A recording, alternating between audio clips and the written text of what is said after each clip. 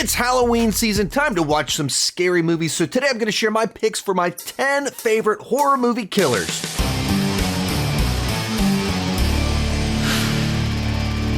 Hi, my name is Sean, and I love to talk about movies and TV way too much. With that in mind, go ahead and join me down below in the comments section. Share your favorite horror movie, killers, slashers, however you want to define that. It's good by me. Just let me know down below in the comment section. As I went into this, I was intentionally kind of loose with my definition. As long as they appear in human form, they're included. One more thing before we get started, there is a companion video to this over on my Patreon page that has this video in its entirety with ads turned off, plus 8 additional picks for some of my favorite horror movie killers or slashers. This video is actually selected by my supporters over on Patreon. You can join for as little as $2 per month, $21 per year, and you gain access to hundreds of exclusive videos, 2 different live streams per week. And if you join at the top tier, you can actually do a video chat with me each month. There's more information on that down below in the description, and let's get started. Kicking off our top 10, Chucky from Child's Play, the definitive killer doll of the last 40 years. In the original film, Charles Lee Ray transfers his consciousness into a toy using voodoo, and then for the last 35 years, Chucky has been tormenting all sorts of people in very fun but sick and twisted ways. Now, that original concept, kind of amplified it just a little bit, is that it took this innocent child's toy and turns it into a killer in a scenario where the kid kind of knows what's going on, but no one believes him because he's saying, the doll did it, not me, the doll did it. And there's something extra horrifying about that element of an innocent child being blamed for something he didn't do. The kid is in danger and no one is listening, no one is paying attention, thus amplifying the carnage that's taking place. And there was just little hints of that Charles Ray humor, that Brad Dourif performance in there that set the stage for what was going to come into the future movies, where he becomes much more of a humorous character with the quipping. And it's a franchise and character that they weren't afraid to really go wild and wacky places with it.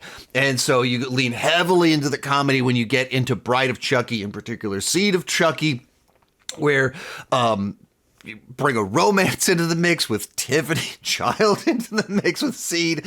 But they've also had times where we went too far. Let's dial it back.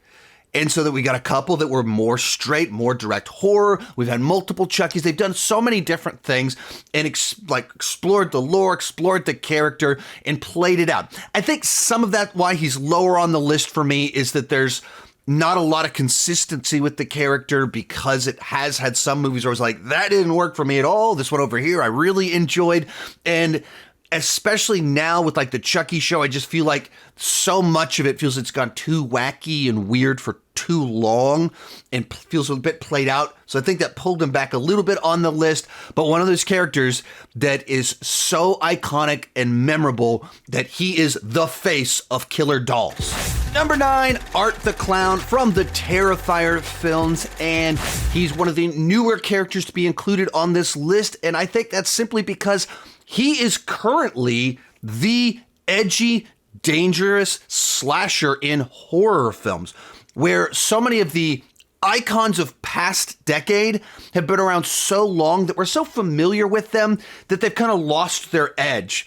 Whether they're in Fortnite, whether they're appearing in popular culture, whether because they went on for so long that they became parodies of themselves, some of that edge is gone. So who is the new generation of killer slasher that currently feels dangerous? Of course you go with Art the Clown. Just this past weekend, Terrifier 3 came out, became the biggest opening ever for an unrated film, probably going to become the highest grossing unrated film of all time. All of it anchored by Art the Clown. What specifically makes him so entertaining?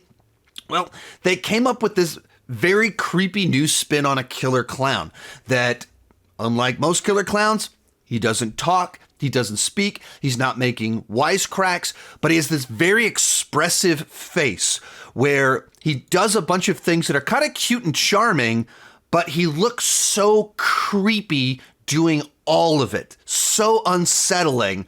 And then he's absolutely sick and twisted with killing people, with how he does it, how much joy he gets out of watching people suffer, and is still pulling in all of the little smiley faces and jokes, and he's messing around with them even as they're in horrible pain. That just once again adds that edge to the character.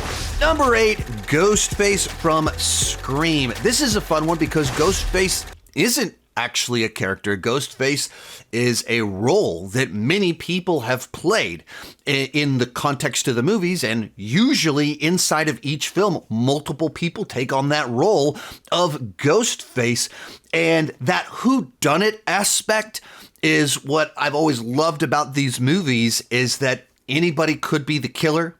We're always looking for that twist, that turn, that motivation, and then adding to that, Ghostface as this role, this persona, has this knowledge of the genre that we as fans are watching. You like scary movies? But as it kind of builds that out of a character tormenting the person over the phone, over technology, all while being aware that they're in a horror movie themselves. And so this is a fun one for me. Of course, I adore the Scream movies, so I have a certain temptation to want to put Ghostface higher, but because it's just a role, not actually a specific person or character, I did hold it back just a little bit.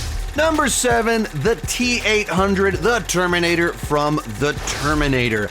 And for me, I've always perceived of the original Terminator as a slasher film. Of course, it's also a time travel film, an action movie, a sci-fi film. It's all those different things, but functionally, you have a killer that has a gimmick going through the telephone book, killing Sarah Connors in order. And that's what makes the original T-800 in the first Terminator, I think, one of the great film killers. He doesn't care why he's doing it. He's just following his programming, following his orders to kill all the Sarah Connors, and nothing will stop him from doing that. He will keep going and going and going, which it's just like there's this inevitability to it, that you feel this sense of danger, of this unstoppable force. And as you go through the movie, it gets more and more dangerous. A police station full of officers with very large weapons can't slow down the T-800 from doing its mission. And he doesn't care if he kills them. He doesn't care if they live. None of it matters to him. All that matters is this simple objective: kill Sarah Connor. And of course, it was kind of the role Arnold Schwarzenegger was meant to play, as just this imposing presence. Even just his accent fits perfectly with the robotic nature of the character. So, one of my favorites. Today's video is brought to you by Factor. This past week, it finally got cool enough here in Texas to pull a sweater out of the closet, and sweater weather pairs nicely with fall foods. But if you're like me, your schedule's too busy to prepare all of those meals that you would love. That's where Factor comes in to help. Their chefs do the shopping and the chopping to bring you fresh, never frozen, fully cooked meals right to your doorstep. All you have to do is heat and eat. When it comes to meals, everyone wants options. That's why Factor offers 35 wholesome meals every week, including Gourmet Plus, Keto, Calorie Smart, Vegan Plus Veggie, so you'll always find something you love that suits your lifestyle. I always go with Keto or Protein Plus. Factor has over 60 plus add-ons to keep you fueled and focused 24/7 with a plethora of flavors. You'll never get bored. I personally like to start my days with their protein shakes. Head to factormeals.com/SeanChandler50 and use code SeanChandler50 to get 50% off your first box and 20% off your next month. That's code SeanChandler50 at factormeals.com/SeanChandler50 to get 50% off your first box plus 20% off your next month. Number 6, Jigsaw, John Kramer from the Saw movies. And what I really enjoy about him is that in his own weird, sick, twisted way, he thinks he's like doing therapy for these people, where he had his moment where he realized that he was going to die and hadn't treasured his life, and now he's seeking out people that he views as wasting their life, and they don't value the life that they have, and he's going to teach them to value that life, or they're going to, through their actions, choose not to live anymore. In his own twisted logic in there. And as cynical and jaded and judgmental as he is towards these people, there is kind of this flip side to it where he wants them to endure to the end and value life and become some of his disciples and pass their tests. And it's that actual philosophy driving what he's doing. He's not, I'm not a killer. I despise killers. He says that in these movies while putting people in horrible death traps. And that justification, all of that rationalization, that to me is what makes him so interesting. Bringing us into the top 5, Freddy Krueger. One of our icons of the 80s, an absolute legend in the slasher space, and the character that kind of really popularized the wisecracking killer, where he's murdering people in sick, twisted fashion. He's having fun doing it, and he's dropping little quips all along the way. The thing that I think really makes his character pop is, of course, that he's killing people in their dreams, which creates a scenario where the kills themselves are a little bit more inventive and creative, because it's not just hit you with a knife, hit you with an axe, hit you with a chainsaw. It's all this other wild, crazy stuff. And of course, the other side to that is that, you know, we feel safe in our homes. We feel safe going to bed, and maybe you'll have a nightmare. Well, he makes those nightmares real, creates the scenario where everyone's afraid even to go to sleep. There's nowhere you can run. You can't hide from him. You can't stay awake forever, so you're always in danger. They give him a backstory. We're kind of fleshing out this entire lore related to him. Thing that knocked him out of the top 3 for me is that he's one of the characters that went on too long. They leaned too far into the silly, too far into the comedy, and he became that parody of himself. And in his case in particular, I think it really hurt the character because he was just too goofy by the end of the final run that, for me, I just have to pull him back a little bit. In 4th, Pennywise the Clown from It, a demon in clown form in the sewers, in another one of our wisecracking killers. And in the case of this one, right out of the gate, we establish who Pennywise is, that he lures a small, innocent child to a sewer drain where he can be just charming enough. And popcorn, is that your favorite? I do. It's off. Something's very weird about this clown in the sewer. Besides being a clown in a sewer, you can just feel something's not quite right there. And in our opening scene, Pennywise cuts a kid's arm off and kills a child. And you just establish like, whoa, we're not playing around here. There is almost like, while being disarming but also creepy side to him, but that he's going after the most innocent of society, luring them away, using their innocence, their childishness to pull them away and suck them so that they can float too. So much of what makes him great is the fun, playful side to Pennywise, the clown aspect of the character. But like with creepy clowns, there's always something off about it where you're having fun at that moment with whatever he's doing, but just the look on his face, everything about it is unsettling. It's off, and it makes you want to look away at something different. Real quick, before I give you my top 3, remember to join me down below in the comment section. Let me know your favorite horror movie killers. My list isn't the right list, it's just my list, and I'm saying why I like them. I'd love to see your list and know why you love those characters. Also, I've done a bunch of other horror rankings of almost all of the iconic horror franchises. If you like me talking about horror, be sure to check out that playlist. There's almost certainly something in there that you'll love. In 3rd, Jason Voorhees from Friday the 13th. Actually, starting with Friday the 13th Part 2, not Friday the 13th. And for me, this was the slasher of my formative years.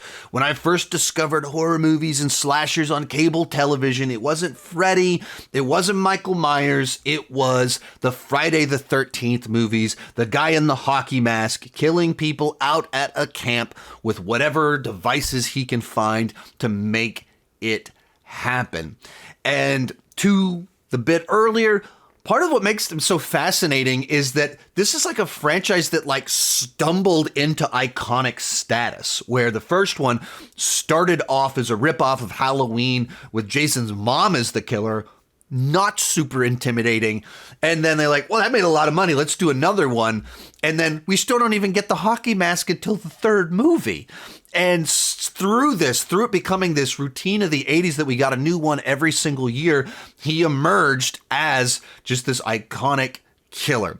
For me, that's kind of why he is one of my favorites, because he was that one that he's the epitome of slasher killer in that regard for me from my childhood, the one that I saw the first. Of course, I think the hockey mask is such an iconic image, and as much as other characters have used hockey masks and things like that, the Jason one is just the definitive one that everyone associates with killers because of him. Now, he's only in third, despite him being like the one from my childhood, and Friday the 13th was my go-to slasher franchise in many regards. But it's for the obvious reason that, man, did that franchise go off the rails, and boy, did they do weird stuff with the character. And so, I mean, you get to Jason Goes to Hell, and we go full Evil Dead, and we're eating hearts, and there's consciousness is being transferred to other things and magic daggers, and then we're in space. And so, in certain regards, like I knocked Chucky back for getting silly. I mean, Jason went a lot sillier with Uber Jason, but because he is kind of that personal favorite one for me, gives him a little bit of placement shielding, so he's still in the top 3 because he's my go-to guy, even though he did get very, very silly. Our runner-up, Hannibal Lecter. Not a slasher in the traditional sense, but absolutely a killer. In fact, in many of these movies, he's not even used as the antagonist or the one that's out killing people. He's locked up in a cage for most of the runtime and still manages to come off unbelievably unsettling and dangerous, and that boils down to the main performance that we associate with him in film form, Anthony Hopkins, who is absolutely able to nail this character, where he is incredibly intelligent and you believe he's really smart and smarter than everyone else. He's also unbelievably charming and charismatic while being creepy. There's something alluring about him. There's something that draws you in. And at the same time, these crazy, insane eyes make you just feel like you know that you're in the presence of danger. That as soon as he gets anything on you, any little weakness, vulnerability, if you expose anything, he will exploit it and use you and do horrible things to you, whether just psychologically speaking or perhaps he will have you for dinner. And it's that combination of all of those qualities that in fact, when he wasn't known as the cannibal, he was very respected in his profession. And it turns out he's crazy as can be at the same time. And having all those ingredients, he was able to pretend and function in society. He can be helpful and useful. He can be pleasant to be around, but only so long as it meets his needs and desires. The almost humanity of him is what makes him just so disturbing and why I had to have him high on the list. But coming in at number 1, Ricky Chapman, Santa Claus, the most terrifying of killers and the greatest of performances. Garbage day! Huh? No! Just kidding. But coming in at number 1, Michael Myers, The Shape from Halloween. And in many ways, I feel like he's one of the more enduring of our slashers, where he's been reinvented, rebooted, legacy sequeled, reimagined to death. And at the same time, as much as the lore surrounding him might have changed, the backstory might have changed, he's remained true at the center of it. Even when you put him in a movie where people are doing karate moves on him.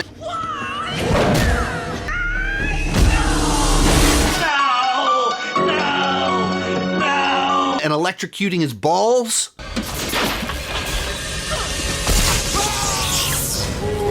Stop it! Stop it! Stop it! Michael Myers remains true. When the franchise went goofy, Michael didn't go goofy. Contrast that with Freddy Krueger or even Jason Voorhees, who turns into Uber Jason and is like doing comedic kills in a holodeck. Those ones went goofy at some point, and they never did that with Michael Myers. That's the one thing that they managed to kind of preserve in here. The franchise has gone off the rails multiple times, but Michael never did, and it goes back to kind of sticking to that concept in the original script of he's this shape, he's just this embodiment of evil in human form that's just out to kill. And they kept that true, and they kept that going throughout all the different iterations. He's imposing, he's threatening, there's this dead lifelessness to that William Shatner mask that they put on him, that he's just out to kill. And sometimes it's been carnage candy, sometimes it's a little bit more family-based, but he is there to kill. And he continues to do so. Even in that regards, one reason that maybe kind of elevated him a bit above Jason Voorhees or Freddy Krueger, the other gigantic icons of the 80s, is that those franchises have kind of stalled out over the last 15 years. And Michael Myers has been able to reinvent himself over the last few years. That trilogy went off the rails eventually, but reinvented him once himself, making himself present, in which case I feel like he's the one that has had that definitive presence in every decade since the 1970s. So for me, he's coming in at number 1. Remember, if you enjoyed this video, there is a companion video to it over on Patreon with 8 more iconic killers that are some of my favorites. You can learn more about that at the link in the description. You check out some of my other horror rankings right over there. Thank you so much for watching. Keep talking movies and TV too much. Bye-bye.